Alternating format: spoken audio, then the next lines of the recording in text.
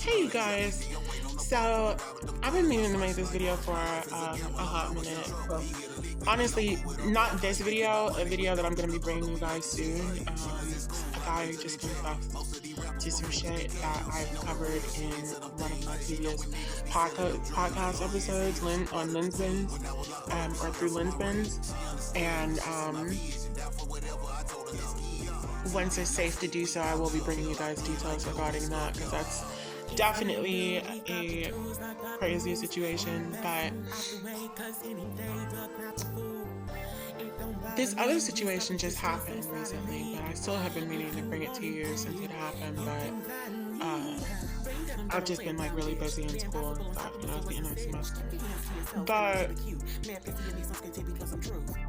pertaining to this situation that I will be bringing you all soon when it's safe, I went to, with the confession and everything, was on my way to the police department in Shrewsbury.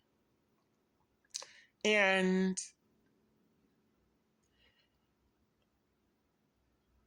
so I'm at one of the stations that's like, almost on the other end of the metro system, on the other end from, Shrewsbury. So like it's going to take me a long time to get to Shrewsbury. Not a long time, but a while. And I'm waiting on the train, and this guy comes up, and he's looking at me kind of like,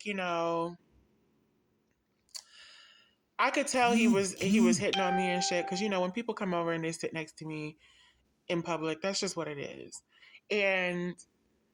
But he was looking kind of weird, like he was looking like, like, who told you to be that cute kind of look, you know what I'm saying? I could tell that's what it was. But he sits down, and I don't pay him any mind until he decides to, start speaking. And then I'm cordial. And until he, very quickly on shows me that he is weird and authoritative and controlling. And I was like, okay, look, I'm just going to stop talking to you. So I did, until he kind of reeled that back a little bit. And when I noticed that, I was like, okay, whatever. So I, engaged when he would, kind of prompt me to respond to him or whatever, because I felt kind of bad, not engaging with him or whatever. So, then he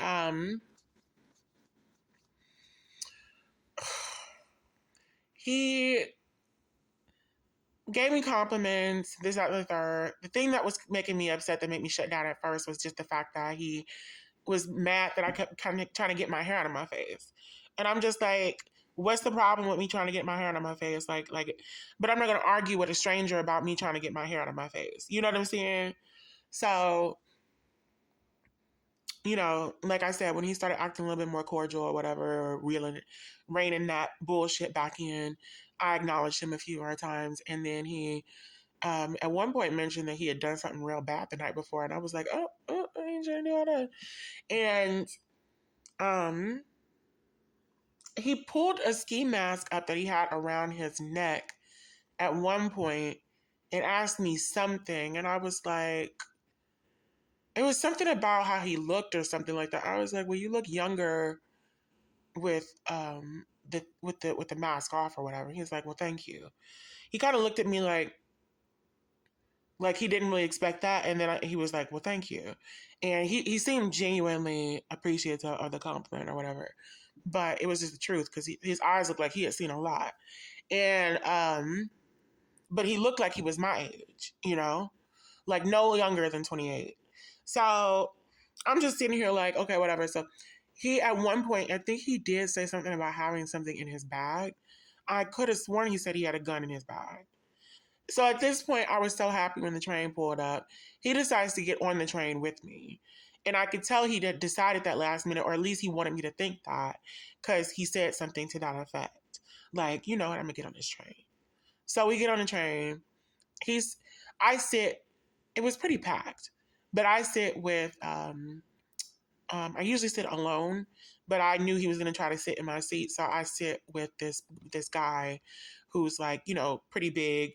So there's no way for there, I could barely get in the seat myself.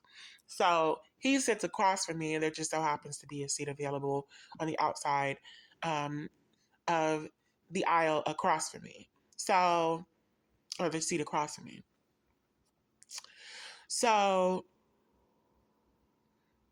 he sits next to me. He's like, constantly tapping me on my shoulder and like, trying to tell me this and like a little kid. It was ridiculous. And at one point, he ends up saying, "Hey, watch this." But when we first got on the train, he said he mumbled "white people" under his breath, and I kept asking him what he said.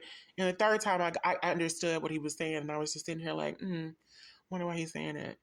And because it was packed full of white people. It was one of those days when they must have been leaving a baseball game or something. And he ends up at one point after he made some conversation with me, and I started to just kind of like pull away or whatever. Um, he was like, "Hey, watch this, watch this. They're gonna get real scared," and he starts counting people around me.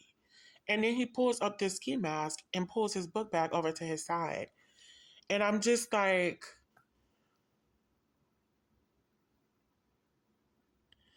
what is this motherfucker about to do? Bitch, because I'm not going to be in no mass shooter situation, bitch, acting stupid.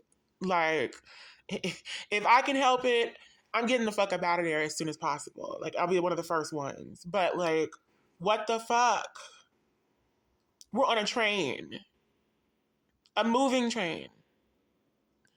And you want to sit here and look like you about to fucking. I mean, the white people in front of us were like starting to turn around, and I could tell they were getting kind of concerned too, because like he pulls up this ski mask. So I'm just like, who the fuck is this crazy ass? Y'all, it was ridiculous. It was ridiculous. It was absolutely ridiculous. So like, I said a few things that I think kind of calmed him down. And then when he didn't expect me to, I moved seats. He followed me. He kept trying to talk to me. I kept trying to shut him out.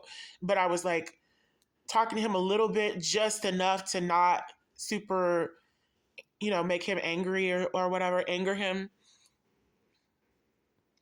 He ends up talking to these women behind him, these black women behind him, sitting behind him. Because again, he's sitting on the other side of the aisle across from me when I moved seats. And I take that opportunity when the train was just about to close the doors and pull off from the next station. And I jump off the train. And I'm wondering why the train is still sitting there. He jumps off the train too. Then he starts calling after me, ma'am, ma'am. I went so quickly but slowly up those steps, trying to walk like a normal person, who's not running. Bitch, I went up those steps so quick slash slow, like it was crazy. And I told the metro dude, I was like, hey, look, this dude is, I hated that the metro dude ended up being a white dude, but I just had to tell him. I said, this dude said he got a gun in his bag. He over here chasing my ass. So he's been stalking me since the so and so station. Please.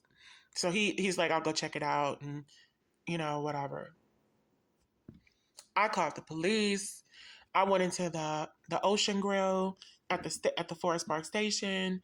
It was crazy. Like I ran down the street a little bit to go somewhere and like duck out behind a pillar of a building for like 15 minutes. Like it was crazy.